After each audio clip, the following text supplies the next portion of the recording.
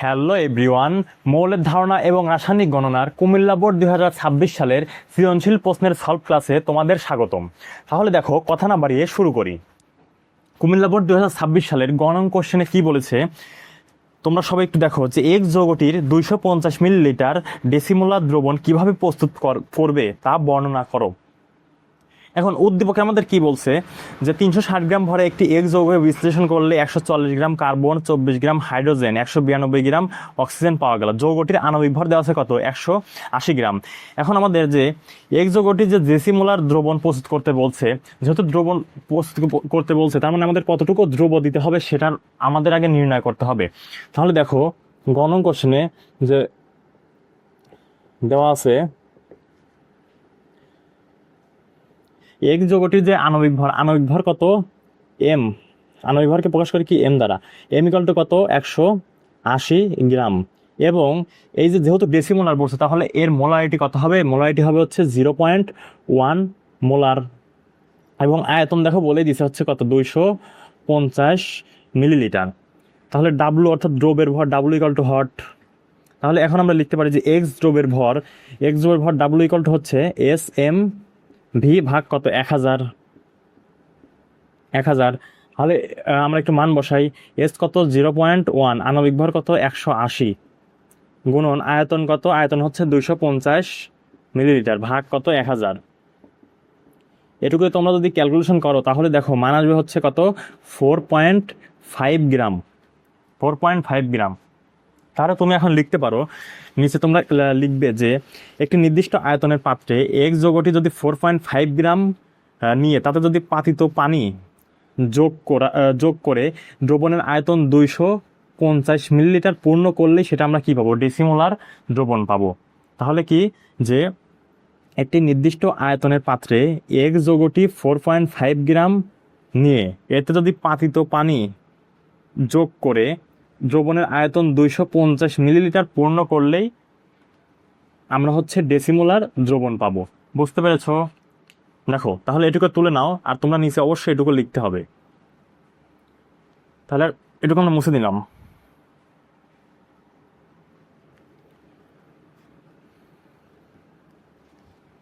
তারপর দেখো, ঘনং কোশ্চেনে কি বলছে যে এক্স যৌগের আণবিক সংকেত ও স্থূল সংকেত একই নয়, বিশ্লেষণ করো।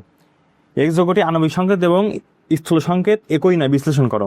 এখন 360 গ্রাম ভরের যে উদ্দীপকে বলছে 360 গ্রাম ভরে একটি এক্স যৌগকে বিশ্লেষণ করে 140 গ্রাম কার্বন, 24 গ্রাম হাইড্রোজেন এবং 192 গ্রাম অক্সিজেন পাওয়া গেল। যৌগটির আণবিক ভর কত? 180 গ্রাম।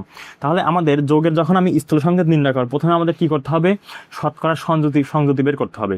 শতকরা সংযুতি বের করতে হবে। তাহলে দেখো,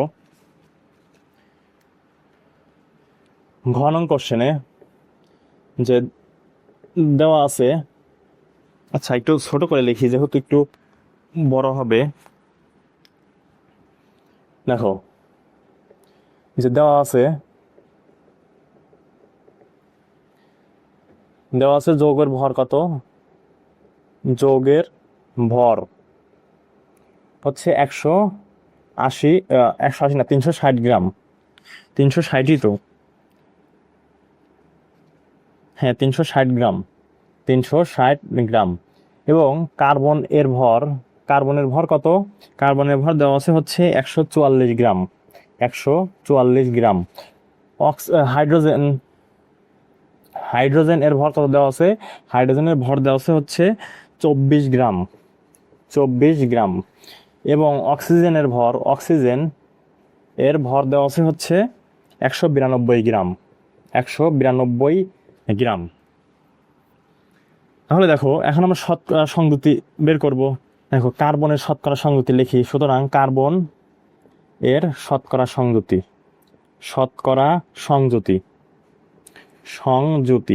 এখন শতকরা সংযুতি কিভাবে বের করতে হয় ভাইয়া? যে প্রথমে আমি নিচে দেব হচ্ছে এই কার্বনটা আমি যে যৌগ থেকে পেয়েছি সেই যৌগের ভর। যৌগের ভর কত দেওয়া আছে আমাদের প্রশ্নে? 360 গ্রাম। 360 গ্রাম। এবং এই কার্বনের ভর কতটুকু দেওয়া আছে? 144 গ্রাম। উপরে দেবো হচ্ছে কত? 144 গ্রাম, গুণন হচ্ছে 100%।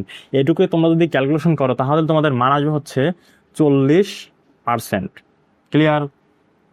তারপরে সেম ভাবে হাইড্রোজেনের শতকরা সংযুতি,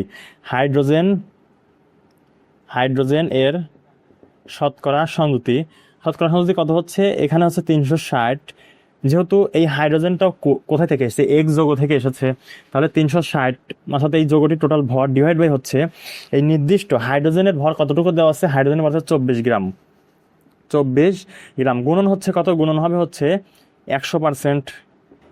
তাহলে এটুকু তোমরা যদি ক্যালকুলেশন করো তাহলে তোমাদের দেখো মান আসবে হচ্ছে 6.67%। ক্লিয়ার? সেমভাবে দেখো অক্সিজেন এর শতকরা সংযুতি। এখন অক্সিজেনের শতকরা সংযুতি দেখো, অক্সিজেনের কত? অক্সিজেন কোন যৌগ থেকে এসেছে? এই এক্স যৌগ থেকে এখানে আমরা অক্সিজেনটা পেয়েছি। দেখো এই এক্স যৌগ, তাহলে কত? 360, এর ভর কত? 360 গ্রাম। এবং অক্সিজেনের কত? অক্সিজেনের দেখো 192, গুণন হচ্ছে কত? 100%। 100% এটুকুকে যদি আমরা ক্যালকুলেশন করি তাহলে আমাদের মান আসবে হচ্ছে 53.33%। ক্লিয়ার? তাহলে দেখো এখন আমরা কি করতে পারি, যে এই যে শতকরা সংযুতিগুলো আমরা পেলাম, এর মানগুলো পেলাম, এটা 40%, এটা 6.67%, এবং কি এটা পেলাম হচ্ছে 53.33%।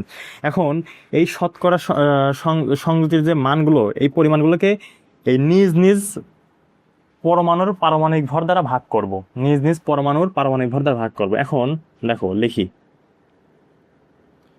যে এখন এই শতকরা সংযুতিগুলোকে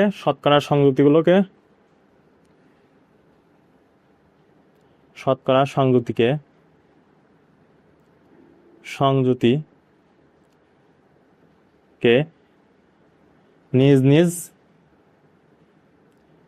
নিজ পারমাণবিক মানবিক ভর দ্বারা ভাগ করে ভাগ করব, ভর দ্বারা ভাগ করে। তাহলে দেখো এখানে হচ্ছে কার্বনের ক্ষেত্রে কত হবে? কার্বনের কত পেয়েছি? 40 ভাগ কার্বনের ভর কত? কার্বনের ভর হচ্ছে 12 ইকুয়াল টু কত আসে দেখি। তারপরে দেখো হাইড্রোজেন কত? হাইড্রোজেন এখানে কত আইছে? 6.67 ভাগ হচ্ছে হাইড্রোজেনের কত? 1। তারপরে কত কি আছে? অক্সিজেনের কত? অক্সিজেন হচ্ছে 53.33 ভাগ হচ্ছে অক্সিজেনের কত ভাইয়া? 16। তাহলে এটুকু তোমরা একটু ক্যালকুলেশন করো, দেখো এটুকুর মান আসবে কত? 3.33। এটুকুর মান কত আসবে?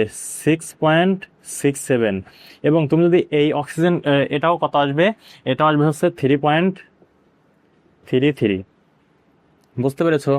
এখন আমরা কি করব, এই ভাগফলগুলোর মধ্যে যার মান হচ্ছে সর্বনিম্ন, এখানে দেখো সর্বনিম্ন কোনটা? 3.33, কারণ দুইটা 3.33 আছে এবং একটা আছে কত? 6.67।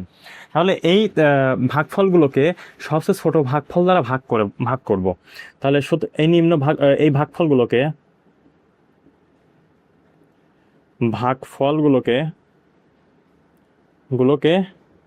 সবচেয়ে ছোট মান দ্বারা ভাগ করবো, অর্থাৎ সবচেয়ে ছোট যে ভাগফলটা, এই ভাগফলগুলোকে সবচেয়ে ছোট মান দ্বারা ভাগ করব। তাহলে দেখো কার্বনের ক্ষেত্রে কত হবে? 3.33 ভাগ হচ্ছে 3.33, কারণ সবচেয়ে ছোট মান দ্বারা প্রত্যেকটাকে কি করব? সবচেয়ে ছোট ভাগফল কোনটা? 3.33, এটা দ্বারাই কি ভাগ করব। তাহলে দেখো 3.33 ইকুয়াল কত হবে? 1। এবং দেখো হাইড্রোজেনের ক্ষেত্রে কি হচ্ছে? হাইড্রোজেনের ক্ষেত্রে 6.67। এখন কি ছোট মান কোনটা? 3.33, এই 3.33 দ্বারা কি আবার ভাগ করব, 3.33। তারপরে দেখো অক্সিজেনের ক্ষেত্রে কি হচ্ছে? অক্সিজেনের ক্ষেত্রে হচ্ছে কত? 3.33 ভাগ হচ্ছে কত? সবচেয়ে ছোট মান কত? এই 3.33। দেখো 3.33। তাহলে দেখো এটুকু কত আসে? এটুকে ক্যালকুলেশন করলে আসে কার্বনে হচ্ছে 1, হাইড্রোজেনের কত আসে, হাইড্রোজেন আসে হচ্ছে 2, এবং অক্সিজেনের কত আসে, অক্সিজেন আসে হচ্ছে 1। ক্লিয়ার? এখন এইটুকু আমরা কি করব দেখো, তাহলে এর যে স্থূল সংকেত, এই স্থূল সংকেতটা কি হবে দেখো, আমরা একটু স্থূল সংকেত লিখি। সুতরাং এদের স্থূল সংকেত হচ্ছে C1H2 এবং হচ্ছে O1। এটুকু যদি করি তাহলে কি হবে, CH2O।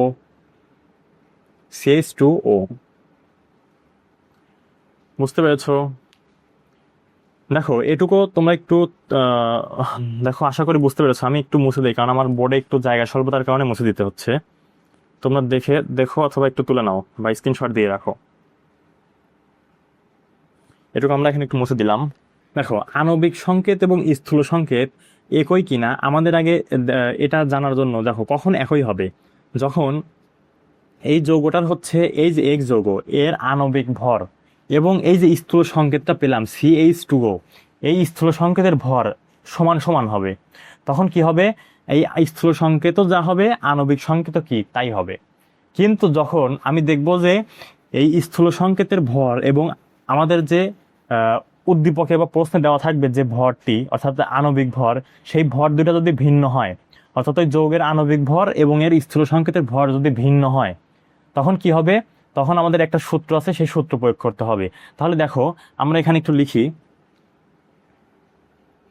যে প্রথমে আমরা কি করব, এই স্থূল সংকেতের ভর CH2 এর ভর। সুতরাং দেখো CH2O এর ভর, এখানে ভর কত দেখি, যে কার্বনের কত, কার্বনের হচ্ছে 12 যোগ অক্সিজেন হচ্ছে 1 গুণন হচ্ছে 2 হবে, যোগ হচ্ছে কত 2 যোগ হচ্ছে অক্সিজেনের কত 16। তাহলে এটুকু আমাদের মান কত আসে, আমাদের মান আসে হচ্ছে 30। আর আমাদের দেখো উদ্দীপকের দিকে খেয়াল করো, উদ্দীপকে আমাদের কি বলছে, এই যে যোগের আণবিক ভর, অর্থাৎ এক যোগের আণবিক ভর কত দেওয়া আছে, 180 দেওয়া আছে। তাহলে যেহেতু সুতরাং হচ্ছে আবার কি, যোগের আণবিক ভর কত, যোগের আণবিক ভর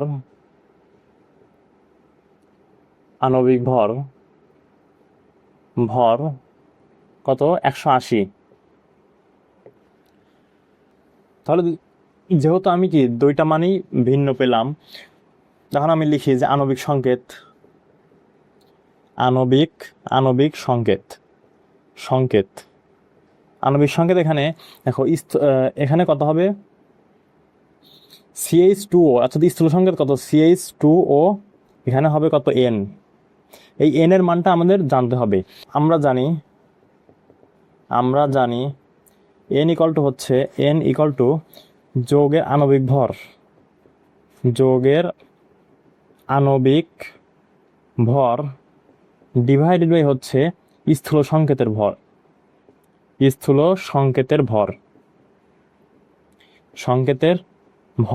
এখন আণবিক ভর কত 180 ভাগ হচ্ছে স্থূল সংকেতের ভর কত, স্থূল সংকেতের ভর হচ্ছে আমরা এখানে পেলাম কত 30। তাহলে 3 6 18, দেখো এখানে কত হবে, এন এর মান আসবে হচ্ছে 6, এন এর মান কত 6। তাহলে দেখো এই মানটা যদি আমি এখানে লিখে দিই, তাহলে আণবিক সংকেত পেয়ে যাব। তাহলে এখানে দেখো CH2O, এখানে এন এর জায়গায় আমি কি বসাবো, 6 বসাবো। সুতরাং দেখো CH2 এর এখানে কি বসাবো, আমি হচ্ছে এন এর মান 6 বসাবো। এখানে 6 যদি বসাই তাহলে ক্যালকুলেশন দেখো এখানে কত গুণ যাবে এটার সাথে, C6, দেখো 6 দুগুণা কত 12, H12 এবং হচ্ছে কত হচ্ছে O6। এটা আমরা কি পেলাম, C6H12O6, অর্থাৎ এটা আমরা কি পেলাম, গ্লুকোজ পেলাম, C6H12O6। তার মানে সুতরাং উদ্দীপকে এক্স যৌগটার কি আণবিক সংকেত এবং স্থূল সংকেতের মান কি ভিন্ন। কারণ দেখো এর আণবিক সংকেত কত পাইছি CH2, অর্থাৎ স্থূল সংকেত কত পেয়েছি CH2, এবং আণবিক সংকেত কত পেয়েছি C6H12O6। বুঝতে পেরেছো? আশা করি তোমরা সুন্দর মতো বুঝতে পেরেছো। এখানে একটা কথা সবসময় মাথায় রাখবা, যে যখন এই আণবিক সংকেতের, অর্থাৎ যৌগের আণবিক সংকেত, আণবিক ভর, অর্থাৎ যৌগের আণবিক ভর এবং হচ্ছে স্থূল সংকেতের ভর যদি সেম হয়, সেম একই হয়, তখন আমাদের কি হবে, আণবিক সংকেত এবং স্থূল সংকেত একই হবে। কিন্তু যদি এই স্থূল সংকেতের ভর এবং আণবিক সংকেতের ভর যদি ভিন্ন হয়, তখন আমাদের এই এন এর মানটা আমাদের আলাদাভাবে কি করতে হবে, বের করে নিতে হবে। ক্লিয়ার? তাহলে এটুকু তোমরা তুলে নাও বা স্ক্রিনশট দিয়ে রাখো। আজকের মতো এতটুকুই থাকলো। পরবর্তী কোনো একটা সৃজনশীল সলভ ক্লাসে আবার দেখা হবে। ধন্যবাদ। আসসালামু আলাইকুম।